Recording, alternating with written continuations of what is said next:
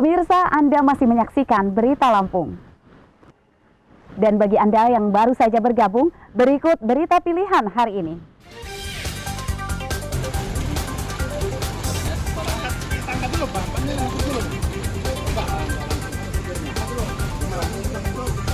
Seorang pasien di Lampung Barat terjebak macet dan dipindahkan ke mobil lain untuk dibawa ke rumah sakit akibat terhalang kecelakaan tronton.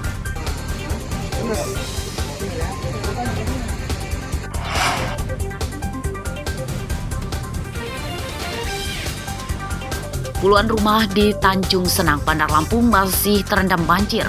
Warga mulai terserang penyakit.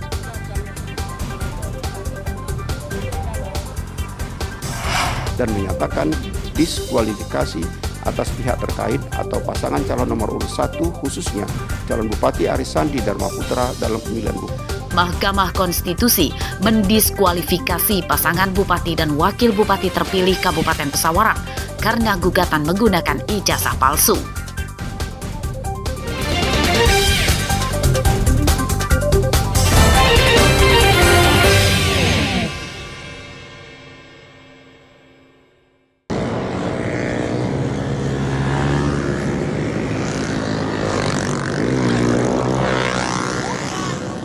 Arena balapan motor liar di jalur 2 Jalan Endro Suratmin sekitar Tugu Perahu Desa Sababalau, Kecamatan Tanjung Bintang, Lampung Selatan digerebek polisi Minggu sore. Puluhan remaja yang mengendarai motor kocar-kacir melarikan diri karena takut ditangkap. Beberapa pelaku yang melarikan diri lepas kontrol mengendarai motornya. Salah satu pelaku bahkan hingga jatuh akibat motornya menabrak polisi. Ada juga motor yang jatuh ditinggalkan begitu saja oleh pemiliknya karena takut ditangkap.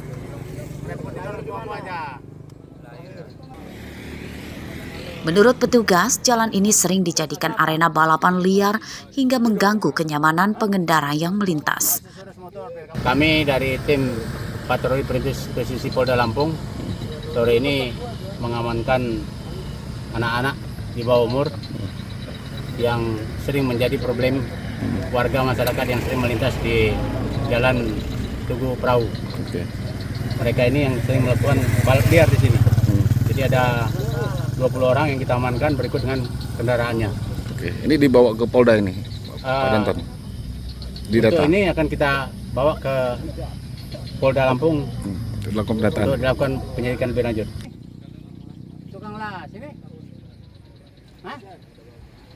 Hingga akhir penggerebekan 20 remaja ditangkap dan motornya disita. Mereka digelandang ke Mapolda Lampung. Menurut polisi, mereka akan dibebaskan setelah didata dan harus dijemput orang tuanya. Robi Laste melaporkan dari Lampung Selatan.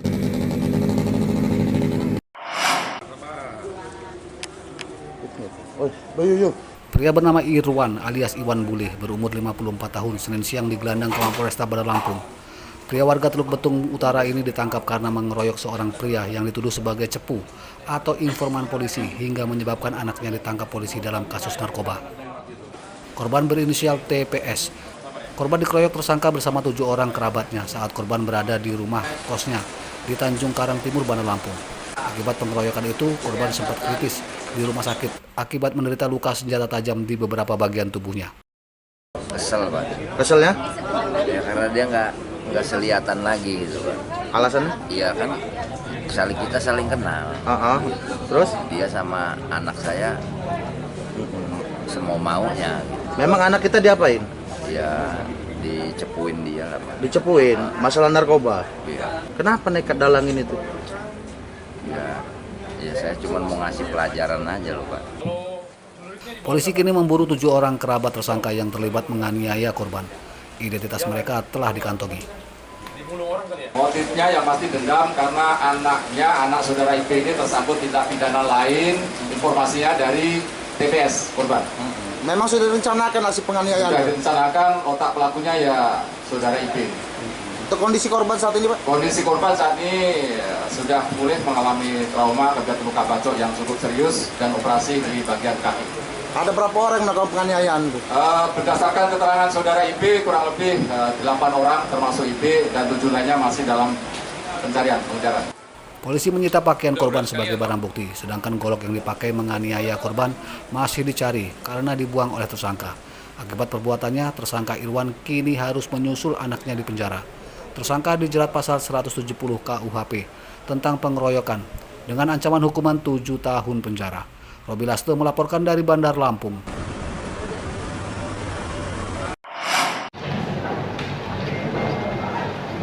Sidang perkara korupsi proyek pembangunan Bendungan Marga 3 Lampung Timur terus bergulir.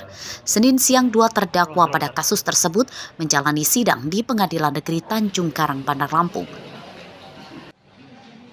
Terdakwa bernama Alin Setiawan selaku Kepala Desa Trimulyo yang berperan sebagai penitip tanam tumbuh untuk mendapat uang ganti rugi.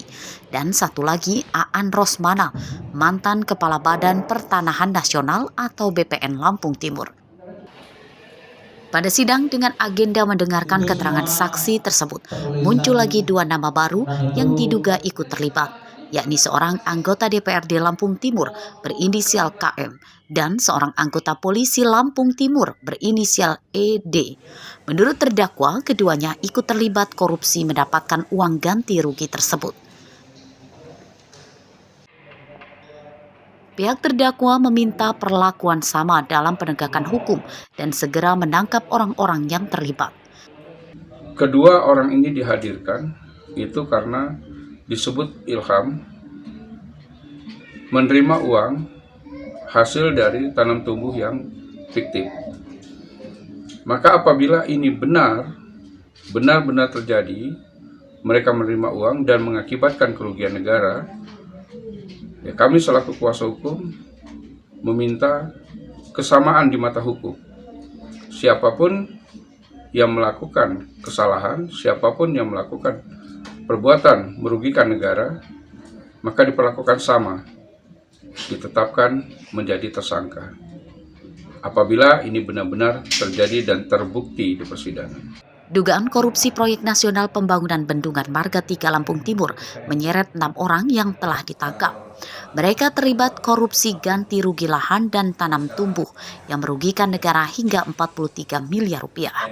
Modus mereka menggelembungkan harga ganti rugi lahan dan meletakkan tanaman supaya mendapat tambahan uang ganti rugi tanam tumbuh. Arsadi Saputra melaporkan dari Bandar Lampung. Untuk kelengkapan